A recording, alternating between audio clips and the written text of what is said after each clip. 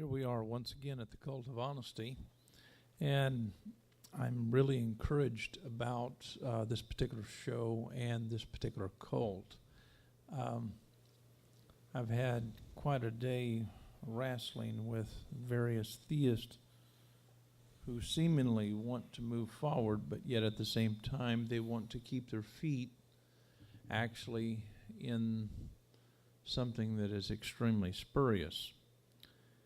So I'm hoping that this conversation tonight will be an encouragement to move forward. And I'm thankful that our hangout exists of mostly atheists tonight, simply because I think that atheists possibly may be doing more good for theists than theists are doing for themselves. And I say that not to be condemning. I say that because at some point in time we all need to look objectively and subjectively at what we're doing and be honest about our reads.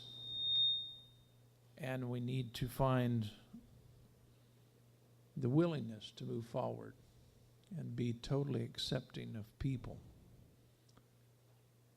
I like the idea of the New Covenant group because we are atheists and theists alike.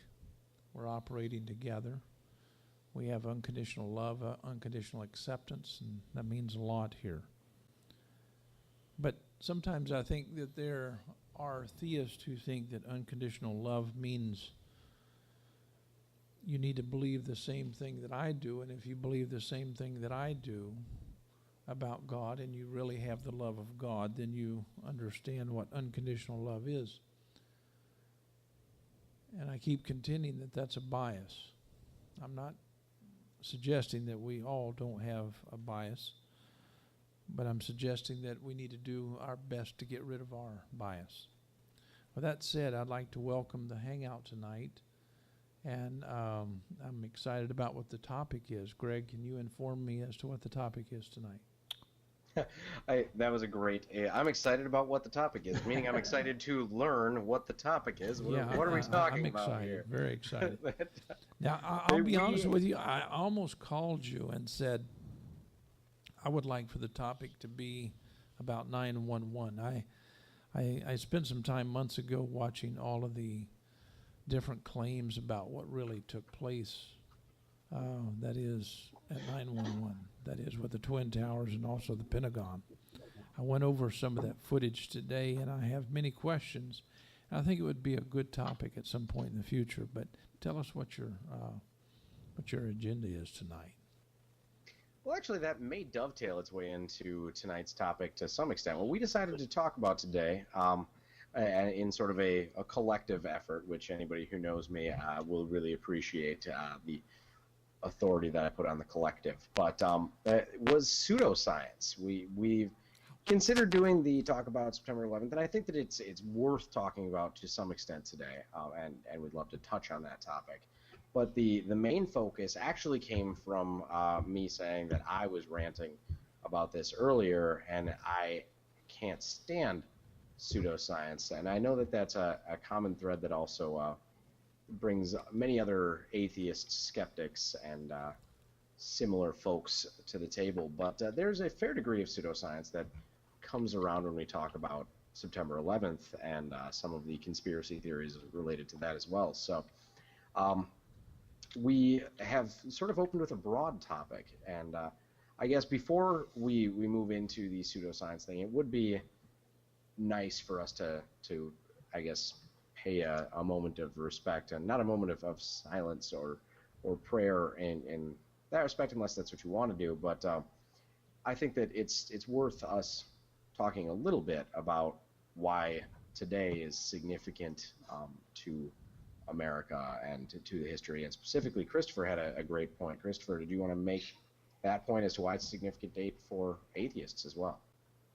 Well, I was just bringing up the point that what is considered the new atheist movement really had its origins in the attacks of September 11th, because it really had a lot to do with the perception that religious zealots were acting, fringe religious zealots were acting out of, passion for their religion and that's where a lot of books and reaction for the new atheist movement kind of initiated from. So I think that was kind of an interesting, and what it has become now, which is, both good and bad. There's a lot more involvement of atheists on the internet. A lot of them are trying to emulate some people that are quite shrill and confrontational. But it's allowing a lot of people to come out of the closet as atheists, which I think is a good thing. So I think that might be, a worthwhile topic of discussion, just for the sake of the landscape of what we talk about has been drastically altered by the events of 9/11. I realized that I was a bit remiss in my responsibilities here. We have a new participant today, and the return of one who has not been here for a while. So first, I wanted to give our new participant a chance to introduce himself. David, do you want to say hi?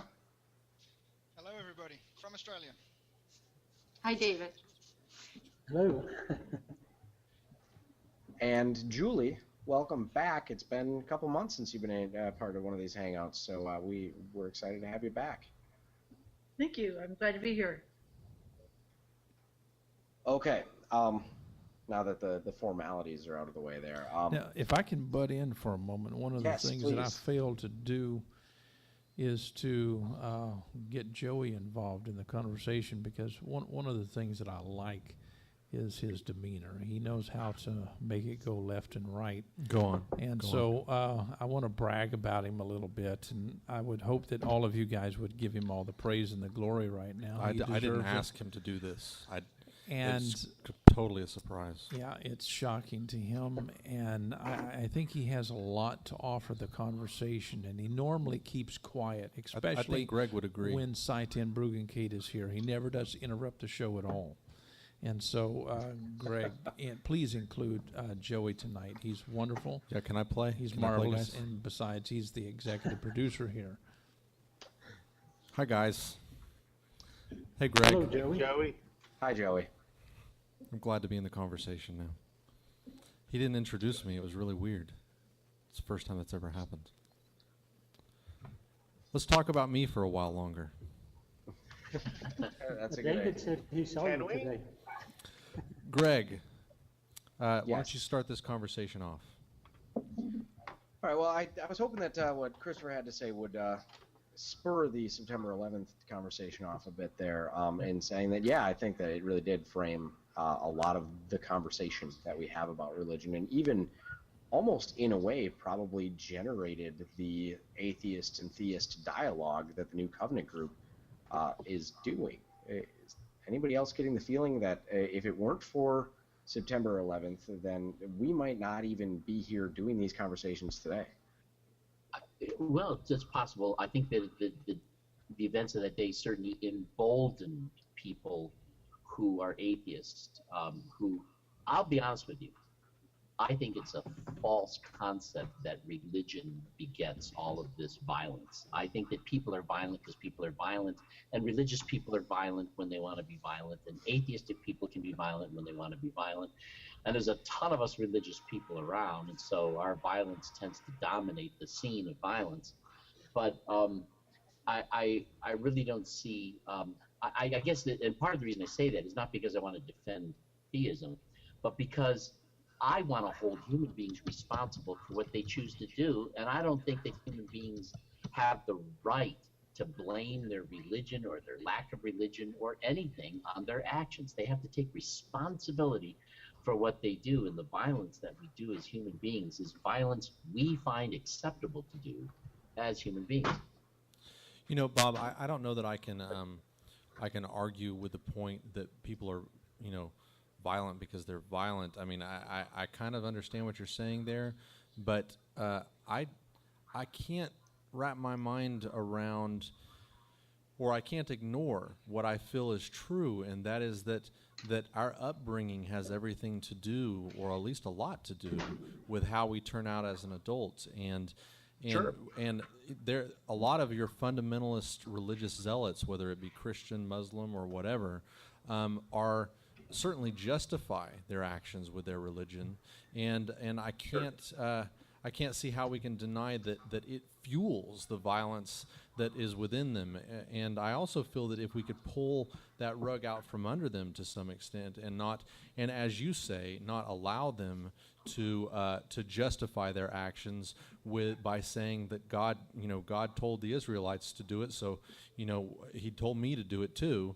That we would at least be a long way towards teaching people to live a more peaceful life, because the Bible is full I of. can say this, that the atheistic lifestyle is definitely one that would lead more quickly to a maturity in recognizing the stupidity of war and the lack of a future in violence. More so than, so I'd see the religion as an obstacle, in that sense. But I do think that, bottom line is, people do what they're willing to do, and if they had to justify their violence, they would find a way, and religion just happens to be a tool that is convenient at hand that they can do that with. There are other people, though, who just as religious are very nonviolent. I mean, Quakers. Sure. Some of them are far more fundamentalist than a lot of others, and they would, they're conscientious objectors, to a man. They don't see that, and so there's a sense in which I do agree that religion is in the formula, it's in the mix. Right. But I think that it's really just a convenient target. I think, though, by, I guess, saying that religion is only a compounding factor and that people are going to be violent, it misses, and Joey made this point to some extent, it misses the cultural significance of religion. I mean, it's, especially in the American scene. But the cultural significance is one thing, and we're cultural beings. Well, but I mean, religion and culture very much, they're almost synonymous in a lot of cultures. That, there's so many, especially when you get into the Middle East and parts of Asia, it's extremely, and Africa, it's extremely significant, the role that religion plays in those cultures even today. And historically, that up until only a few hundred years ago, religion and culture were essentially synonyms. So they've never been synonyms in any sense of the matter. They are coexistent. People are what people are. They do what people do. And it's just that one of the things we've been doing is being religious. I mean, we've also been, But I think that the religion is almost a codification of the culture from an anthropological. Yeah, when you state it aspect that way, Bob, I feel like it denies that religion has to do with people's upbringing. I mean, they are who they are because of that. I'm not denying it at all. Okay. What I'm saying is that your upbringing is significant, and if your upbringing is religious, that is significant. But what I'm saying is that if there weren't religion to bring you up in, you'd be brought up in something else, and I guarantee you the conflicts that occur between human beings, they would find some other way to justify the abuse. You think we'd be in the same place today with the upbringing of people if religion wasn't involved in it? I think we'd go through the same learning curve. I do see. I agree religion. that it's a learning curve. Yes. Yeah. I just think the learning curve would be a lot steeper and a lot faster. I see religion is dragging the anchor. Yeah. That I think is a good point. And I wanted to bring up, I mean, if we're going to say that religion and culture, religion is not causing these things, I wanted to bring up another story that was in the news this week that I'm sure some of you are going to have heard of this and others will absolutely cringe. But there's an 8-year-old girl who was raped to death by her husband earlier this week through an Islamic culture that supports child marriages.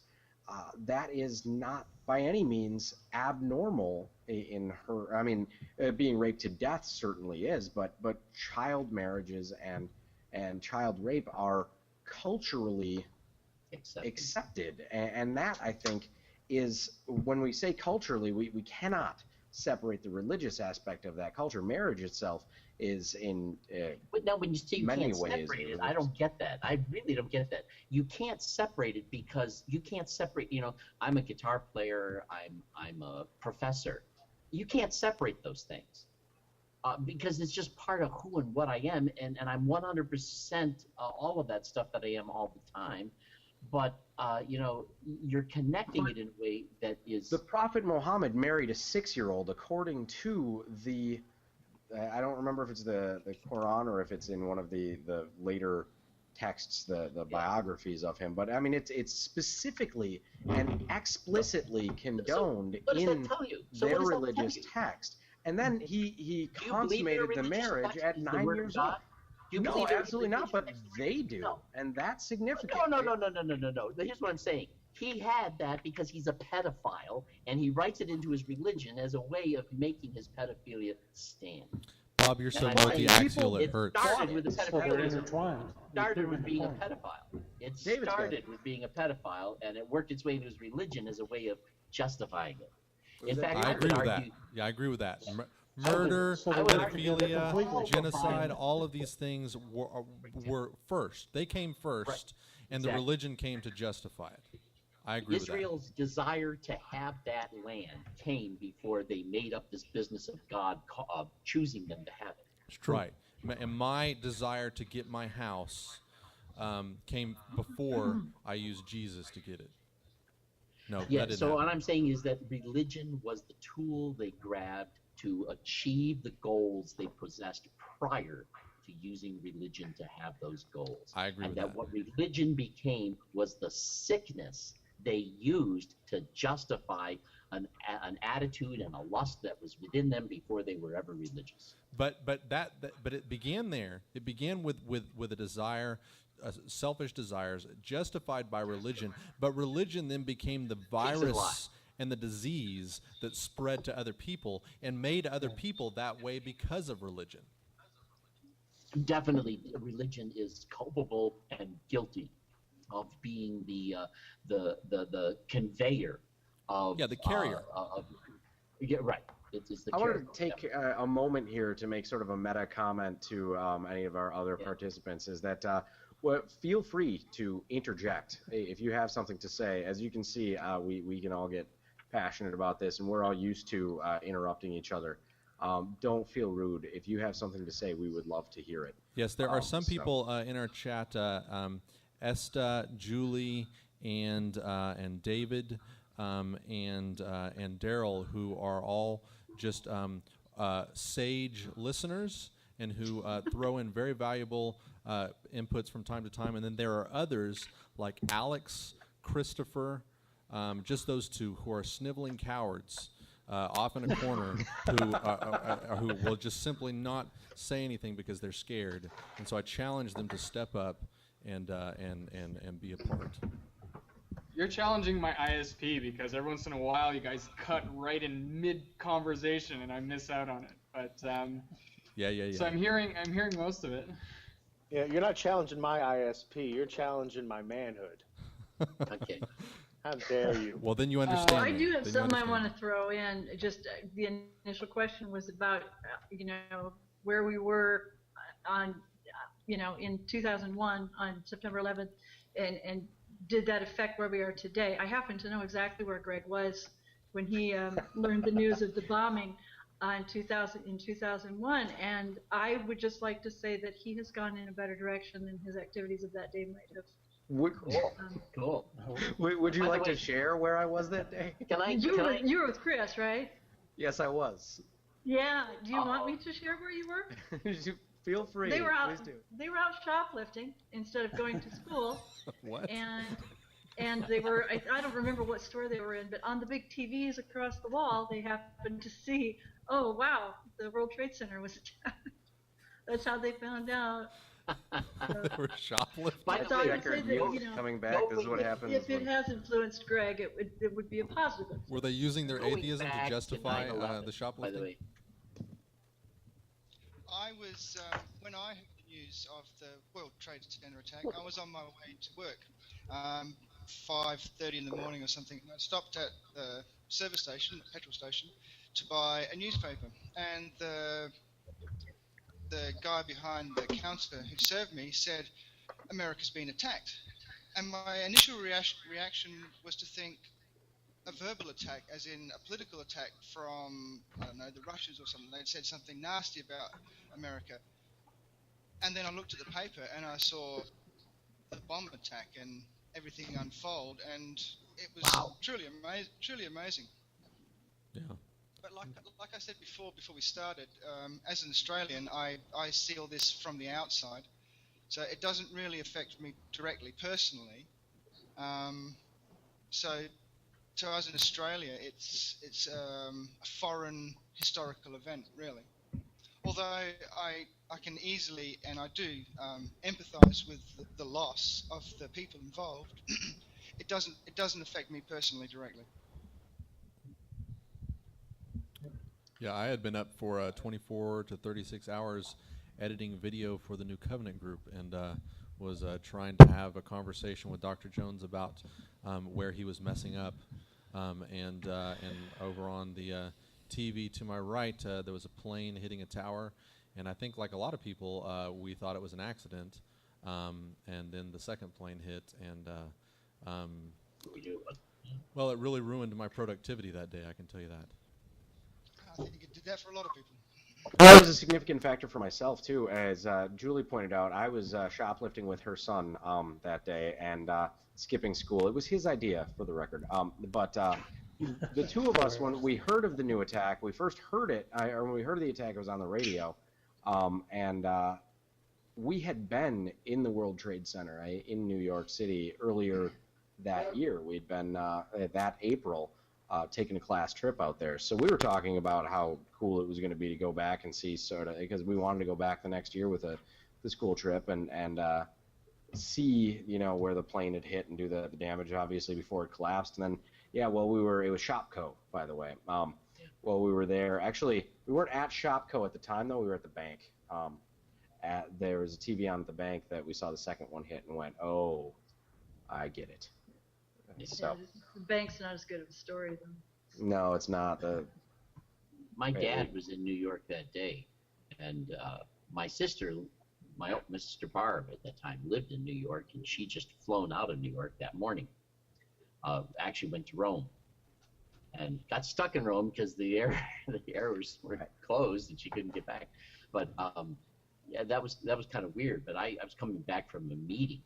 And when I came back to the house, my wife was kind of just startled and stunned with the TV set blaring. And it was the first one had been hit, and I think it was just after the second tower had been hit, and it was like, wow, we're at war. But if someone wanted to mention, though, when we talked about religion as involved in the World Trade Center bombing, to be honest with you, I really think that it's American policy in the Middle East that is hated by a lot of Middle Easterners in the way that we have destroyed their democracies, manipulated their dictators, and done a lot of things because we wanted to make sure we continued to have access to the oil. And we've been meddling and messing in their affairs in a manner where there are a number of them are very angry at us, and they use their religion as the justification to lash back at us for the things we have been doing to them that I would argue most Americans are completely unaware of. And there's a sense in which I think we have, this is not to justify their actions, but to rather explain that I don't think these actions came out of their religion. I think these actions were justified by their religion, and these actions came out of their immature and inappropriate response to some of our immature and inappropriate behavior and policies in that area. And some of those policies are things we don't even as Americans know much about. Bob, I've got a question for you. Do you think that these people use religion to sell it to their own common people? In other words, you have people making decisions. This is what they wanted to do.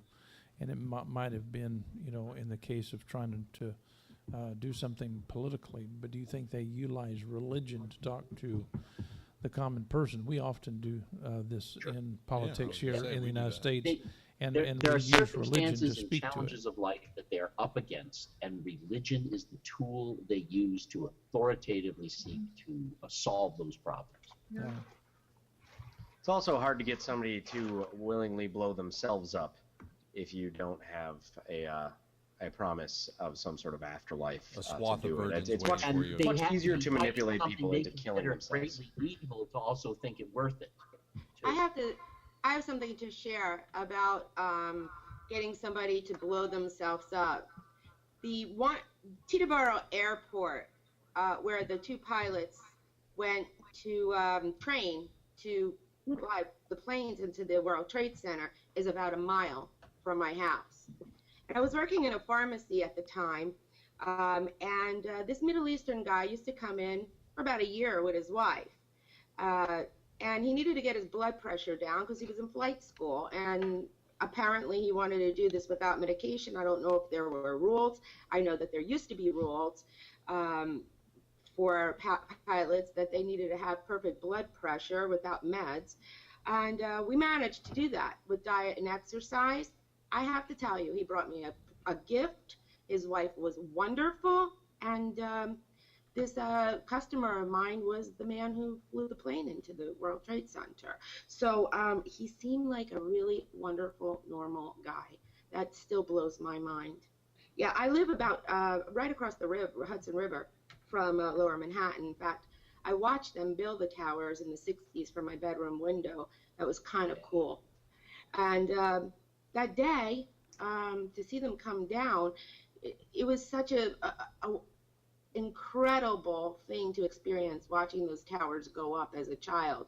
But to see them come down, I never thought I would experience that. My brother worked in the towers. He was working for that financial company on that top floor. He works for IBM, and he's a product software manager, and he was supposed to be there that day. And luckily, my little niece wasn't feeling well, and he had to get her to the pediatrician. Now, my husband's sister's husband, my brother-in-law, was at Newark Airport picking up a client, and they were going to the World Trade Center. I have a cousin that works across the street. She happened to have the day off, and you hear these stories how I was supposed to be there. I was supposed to be there, and they weren't. It was just, what fate is that?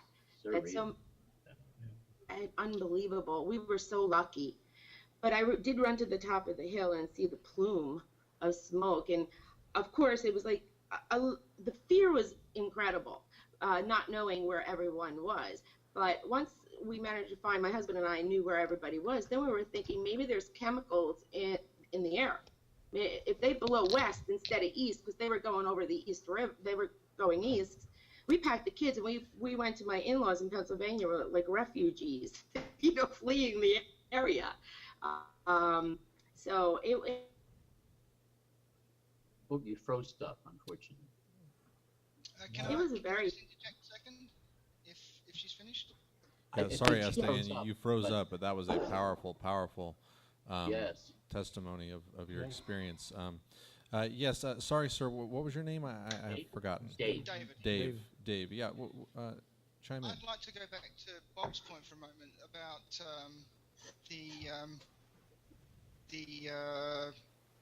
the effect of American policy on the situation in the Middle East. But I would put the source of the problem back further than that to before the First World War, with the Balfour Agreement that the English made with the Arabs at the time, and then the involvement of Lawrence of Arabia in the First World War, and the promises that he made on behalf of the British government to give the Arabs the control of the land after the conclusion of the First World War, and the fact that the English broke that promise and remained in Palestine and occupied A lot the of people, land. yep, exactly.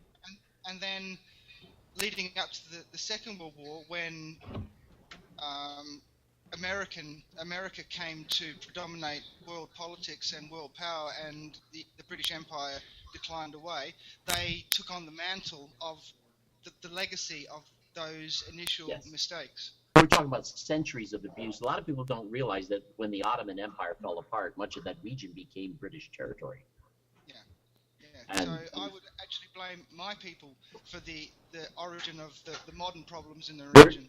We're talking centuries of abuse, of racism, basically, and of taking advantage of these people stripping their countries of its assets and and the truth is, we even destroyed their democracies when they had them, if their democracies were making choices we didn't like.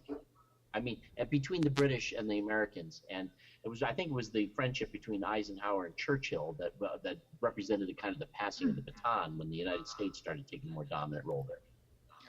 Well, let's not pretend that the Crusades didn't play a role in that as well. I mean, we've been at war with. I mean, we've been at this culture war for centuries. Guys, my crew is getting very angry here because Daryl hasn't chimed in. So Daryl, you were supposed to host this one.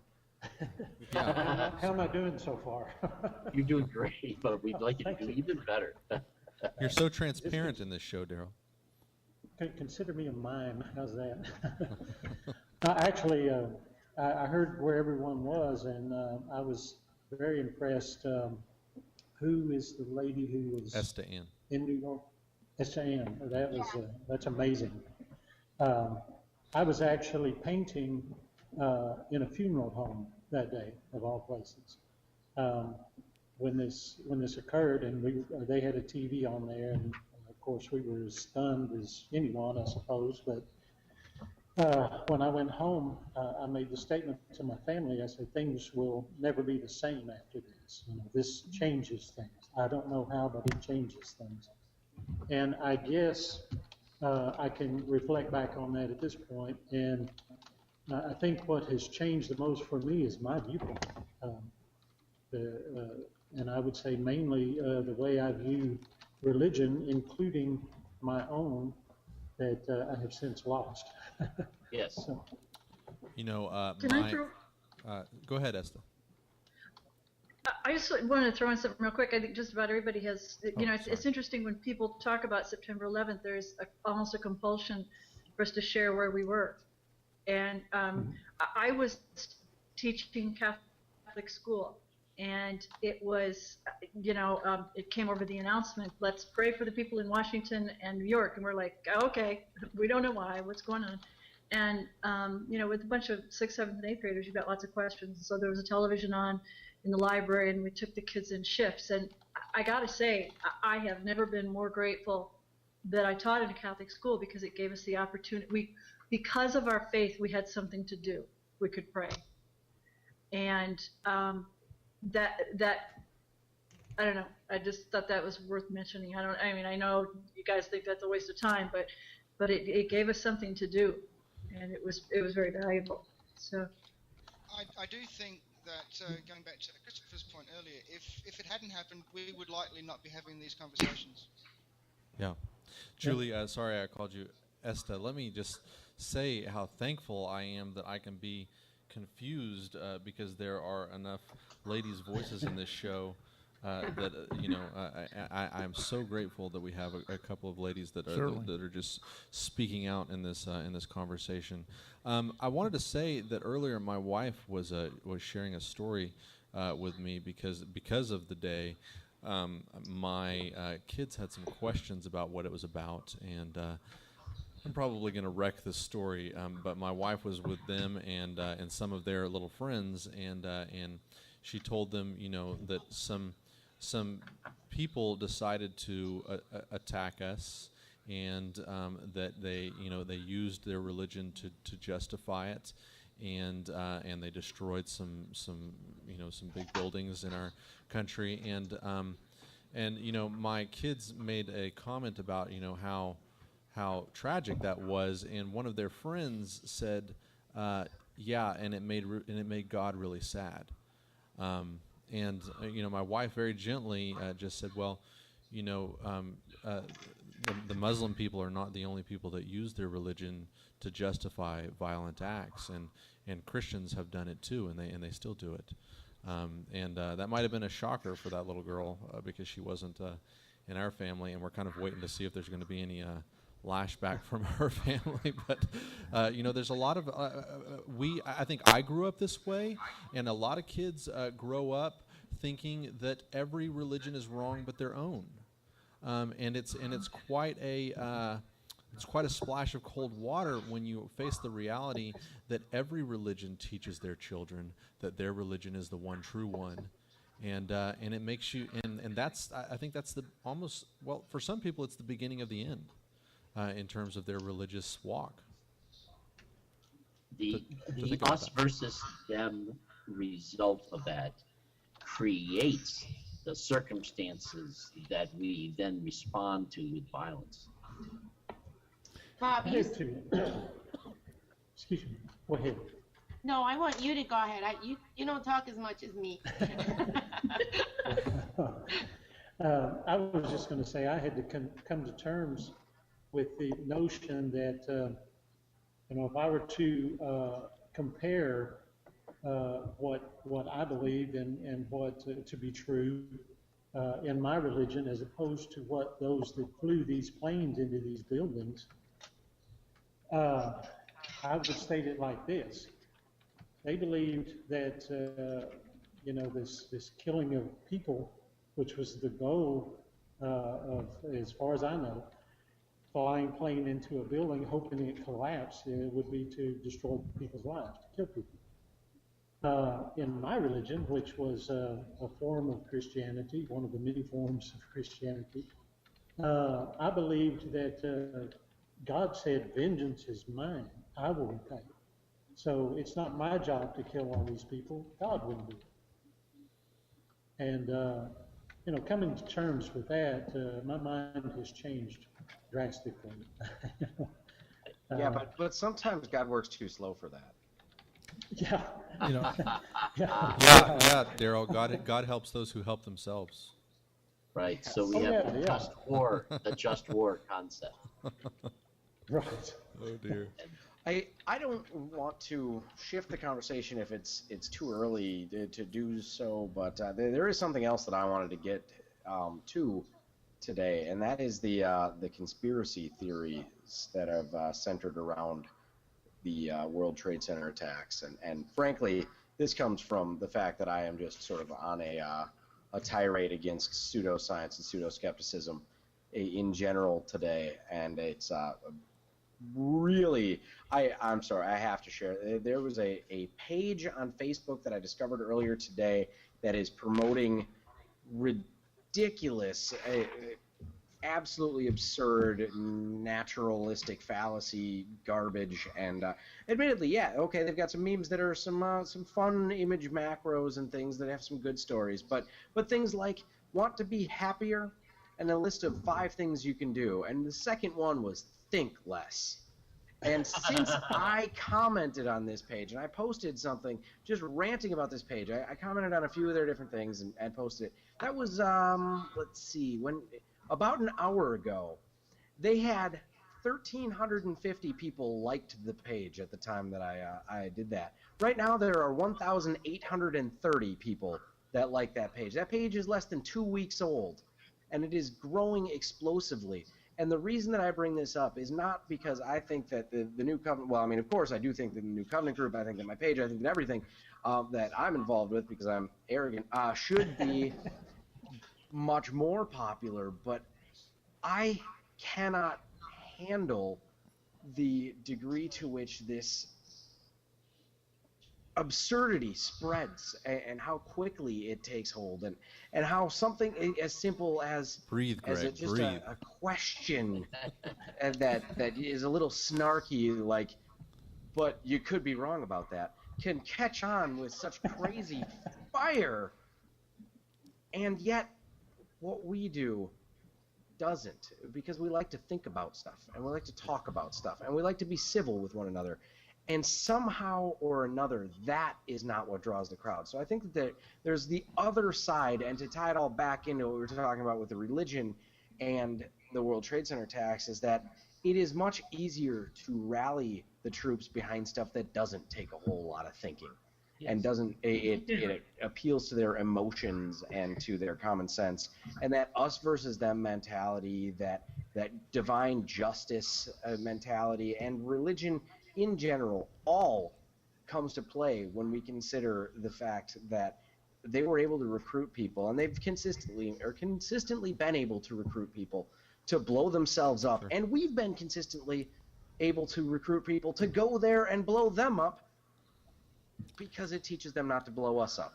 But you know, Greg, that's a reality that we are going to have to somehow embrace if we're going to continue to grow as an organization. We are going to have to figure out simple ways to simple ideas for people who don't want to think, to wrap their minds around and rally around.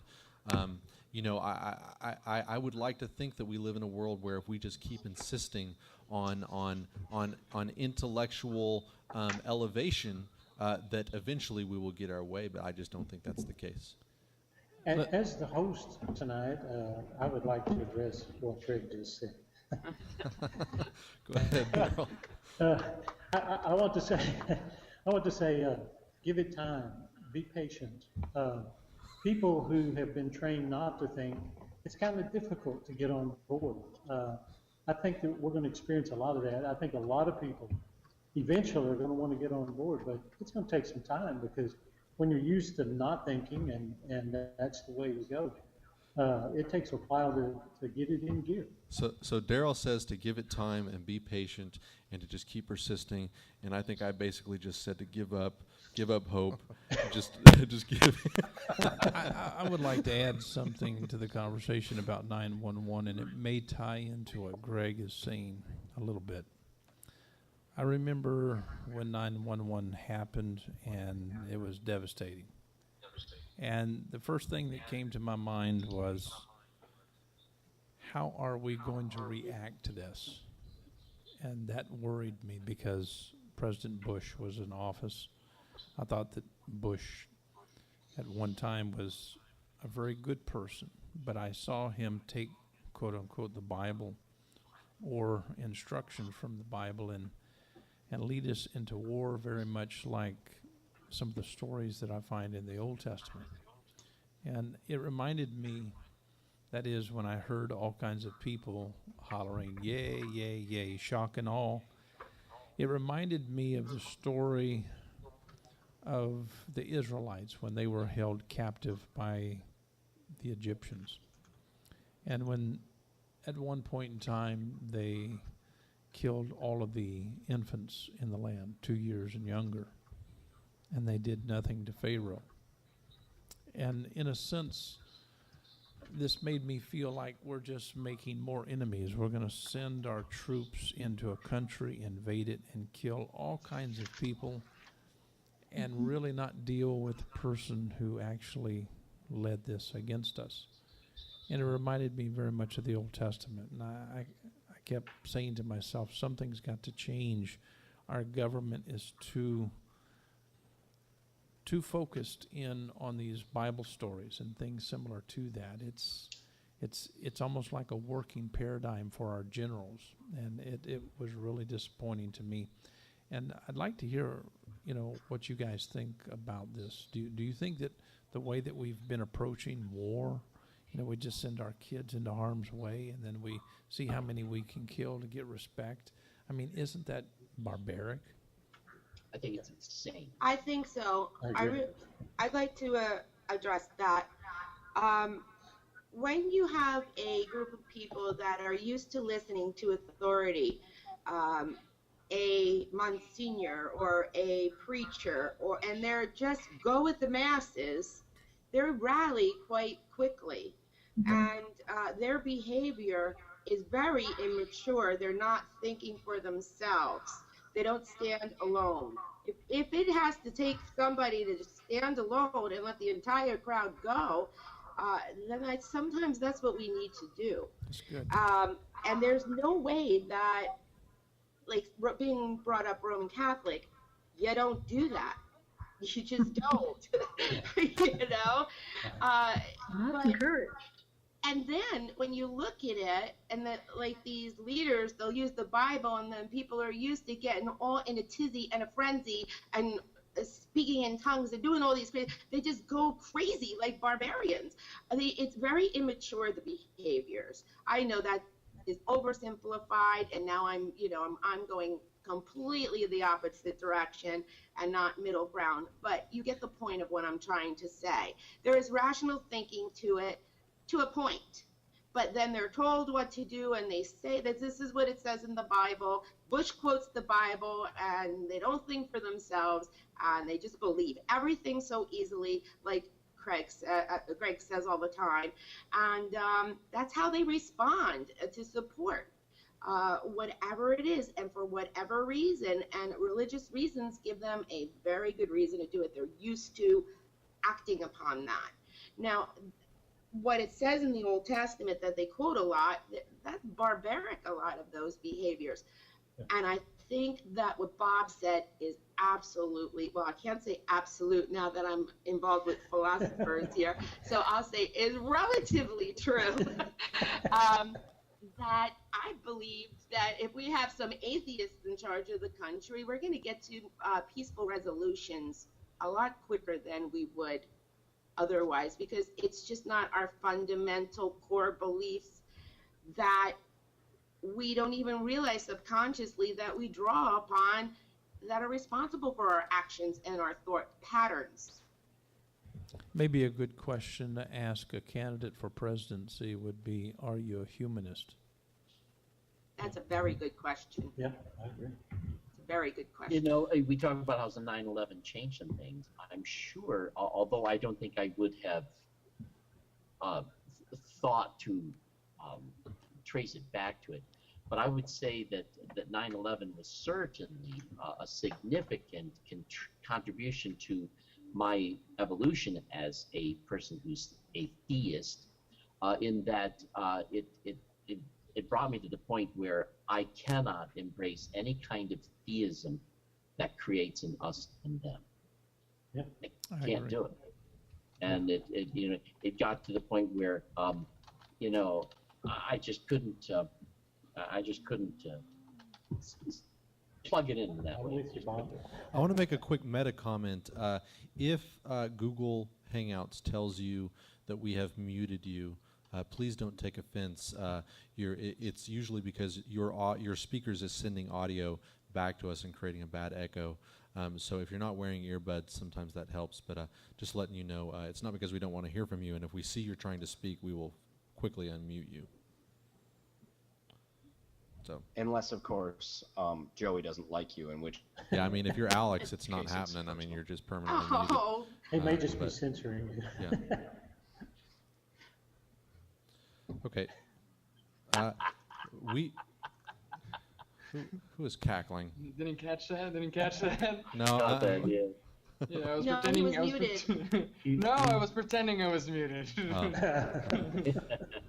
Sneaky. oh, Alex. Alex, by the way, you're making some wonderful videos. Yes, Yes. Alex Very is much. actually Alex is part of the New Covenant group now. He is making videos that we are going to be putting in our rotation when we're not doing live shows. We're going to be showing some of his stuff. He's a very clever and Awesome. talented young man. So I think he deserves a little hand because he's doing a great job. Yay. Great. We Yeah. need some love NCG that. bow ties. Thank you. Yeah. Sorry, I'm so quiet today, though. We're going to make some New Covenant group bow ties, and on the front it's going to say, New Covenant group bow ties are classy. Oh, I like that. I like Yeah. that. That's a lot of think we need- information for a bow tie. You have to make a scarf for the women. Done. Yes. Done. Women Okay. can wear bow ties. We are close to Funny out of ears. time here, guys. So I guess we probably need to go around and get some closing statements. I want to hear from Dave just a little bit Yeah. more, because he's made some powerful comments. Why don't you take the lead role in giving your final comments How on many, the how many program? rounds of closing statements do you want to make tonight? Just Dr. one. Jones? We're going Just to go one okay. time around. And Dave, why don't you start us out with something to say here at the end in closing? Firstly, I'm a bit picky about my name. It's David, not Dave. David. Um, Dr. Jones is the same and- way, as a matter of fact. And so am I. I don't like being called Joe. He doesn't like being called Mike. So we completely understand that. So, David, back to you. And yet he still does it without asking. And Gregory hates being called the honey boo boo of science. So we all understand that. I've learned to embrace Is it Well, at this first point? of all, I'd like to say thank you for inviting me and having me on. It's been wonderful, and I look forward to watching more of your shows. To Bob and Dr. Jones, I'd like to say that, and I think I said it to Greg and Christopher before, that it's a breath of fresh air to see a group of heretics like yourself invite atheists to dialogue in an equal fashion. And to Dr. Jones and Bob particularly, the linguistic aspect of your show, that perspective is something that drew me in personally, because, like I said before, I'm something of an amateur linguist, not trained professionally or anything, but just through my own studies and reading. Above atheist or anything else, I would class myself as a bibliophile. First and foremost, that's a major part of my identity, ironically enough. So the perspective that you give on the text and language in general is something that I can really relate to, and something that attracts me and will keep me coming back to your show. So again, thank you for having me on and letting me speak. Thank you. That's quite an honor. That's fantastic. And David, you said you're an atheist? Is that correct? I am an agnostic atheist, yes, Agnostic amongst atheist. other things. Very good. Very good. All right, Greg, make the rounds for us. All right. Well, do we have anybody who wants to kick us off? No. We are going one at a time to each person. We're going to make them say something before the show's over. That's the way we're doing it. I was going to say anybody who wants to start it. I will. The final. All right, Daryl. Well, I've got a question for David first. Every once in a while, it's not the live image, but it's a picture that shows up on the screen. And I like the picture, but my question is that you or is that Frank Zappa? Is it the black and white guy, the picture of the bearded man picking his nose? Yeah. That's Frank Zappa. Okay, I thought so. Yeah, I rarely use my own face as my avatar.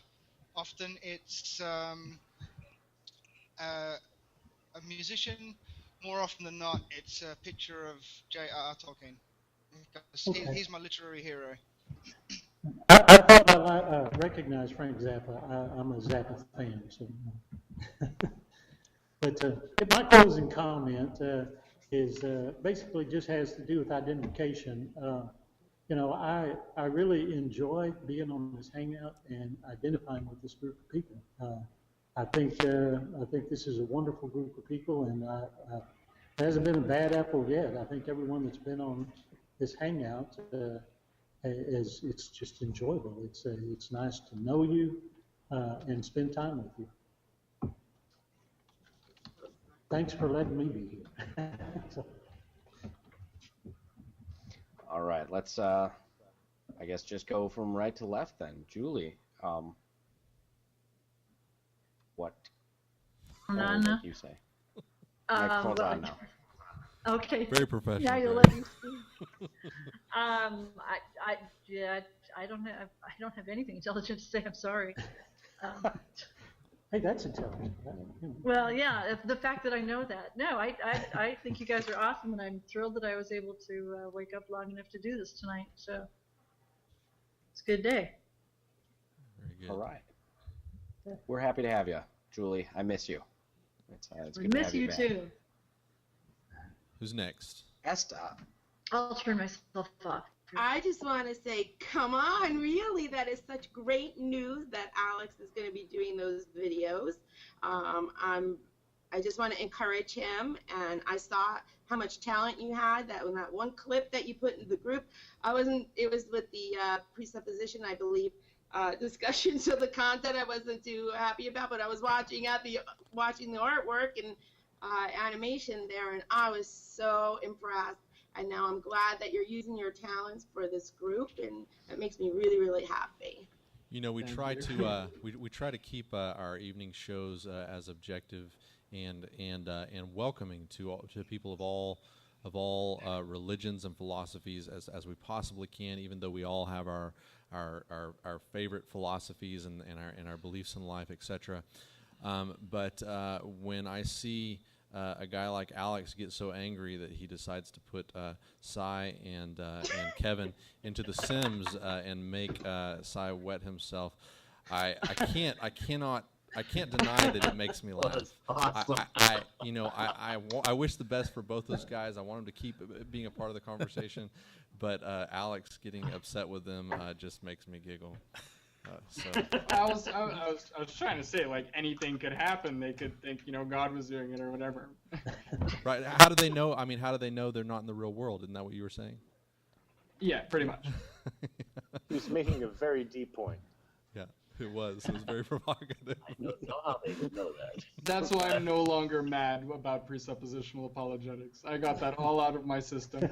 It's All right. great material.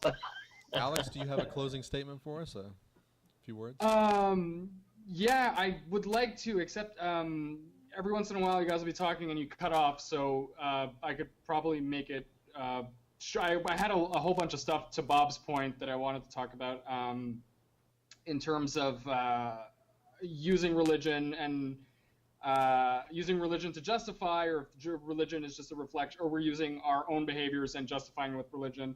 I wanted to bring that up earlier, but I don't. And there he goes. Fix your interwebs. I hope he comes back. Alex. See, and everybody's cutting off. Sorry, Fix what? it. Fix your You internet. just cut off yourself. Fix it. So Yeah, start that it's the storm that's coming. So unfortunately, yeah.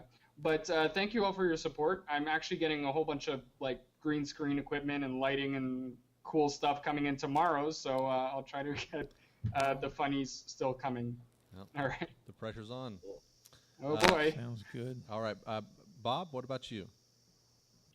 Hey, I've been part of the newcomer group now for a little over a year. Greg and I came on board about the same time, and I think that I like what we're doing, and I like the various voices we're bringing in. I think that we need more of this, and I'm hoping that it catches on. And I can empathize where Greg's coming at that. Hopefully we can come up with something that's appealing enough that we can bring in people who've been bludgeoned out of thinking back into the process of at least not only thinking for themselves, but appreciating the way other people think that they don't agree with. And there's a lot of power in that. All right, Greg. Who do we have left? I can't see the bottom panel anymore. We got So far, yeah, Christopher and David are the two that have not given a closing, and myself, but I don't really have one. I had my big rant for the day. All right, Christopher. Let's hear from you before we close. I think we've all learned something today, and the big thing is that Greg is a shoplifter. That was a huge reveal. Was it premeditated? Keep an eye on him. And I plan on holding his past against him for a long time to come. I have to admit. Actually, in the spirit of my show, Inspiring Honesty, that's not the first time that's been aired, that story. I was the first one to reveal that one on air. And Bob was, we talked about that. Not the fact that it was related to September 11th, but that I used to shoplift in high school. Shoplifting on the day our country was attacked. And yesterday. You need to get together with Ray Comfort.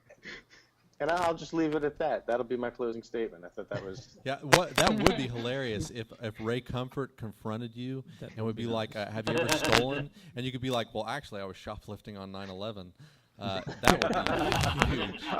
You'd be amazed how easy it was to get away American with stuff. flag. Everybody was distracted. And Pastor Ray, would you like your wallet back? and your watch. Well, let's see. I think we already heard from David. So, is there anybody else? Greg, you said you didn't have anything else to say. So I think I had my rant. I think that's it. I want to say one thing before I hand it over to Dr. Jones, and that is that This was a fantastic show, and I thoroughly enjoyed being part of it. I can't be a part of them all, but I'm glad I was a part of this one. And lastly, I want to say that I've been a part of a lot of cults in my life, but this, the Cult of Honesty, is my favorite one. I like it. You need a blue star. I need a blue star. You need a blue star. Why do I need a cup blue of star? Kool-Aid. Well, that's what they give you in Sunday schools. A No, blue they star. give you gold stars. Put it- Well, when, Put it on the when you refrigerator. achieve a little It bit. wasn't that good, Joey. What's Oh. wrong with you? A blue I'm being told star? that Are you wasn't- kidding me? Ugh. Yeah. Are you backing me Gotta up, do Greg? better than that to get the I'm gold one. confused. Are you backing me up, Greg? I am. Okay, I'm good. actually supporting Joey in this one. Wow. Yeah, we want gold stars. I think Even we a want blind squirrel, right? I think we want Pepperidge Farm cookies. That's what we like. That would be better. Yes. That would be better than a gold star. All right. With that, I'm going to hand you it back remember over before to September 11th happened? Dr. Jones. Be Pepperidge quiet, Greg. Farm Be quiet. remembers. We've heard enough from you. Okay. I'm going to hand it back to Dr. Jones. Let's turn down Hangouts and close this show. You know, this has been a very exciting week. It's been a very exciting year and a very exciting journey, that is, with the New Covenant Group. Dr. Shook is coming on board. I'm excited about that. We have so many people calling, wanting to become a part of the New Covenant Group. I was reading emails and all kinds of private messages and all kinds of these messages that you get via YouTube this morning. And I had to just break into tears. There was this one gentleman, he came out of the closet. He's actually gay, and he started investigating the Bible, and he started realizing that the Bible wasn't moral in many areas, and he became extremely honest. And he told this long story. In fact, we're going to have him on the show. He's actually from Hawaii. But the thing that I like about the Cult of Honesty and the New Covenant Group, yada, yada, yada, is that I'm learning a lot. I'm listening to people who think differently, and I love the diversity. I get to hear from people all the time who give me ideas, give me direction. They give me something to think about, and I like this context of diversity. It's very, very healthy. And so, if you have a friend, if you have someone who you might know who might enjoy the kind of thing that we're doing here on Wednesday nights and Sundays, give them a call, send them an email or something, get a hold of them and invite them to what we're doing, because we're simply people who are theists and atheists and everything else in between, trying to make sense of everything, not claiming that we have any kind of absolute knowledge on anything, but trying to wrestle with what we can wrestle with at this point in history. So I'd like to thank you for your time tonight. It's been fun. Let's do it again. And Joey, what are your final thoughts? I already expressed my final thoughts. Dr. Jones loves to have people give final thoughts after they've given their final thoughts, but I have no more final thoughts. So with that, let's close the curtain and play some music.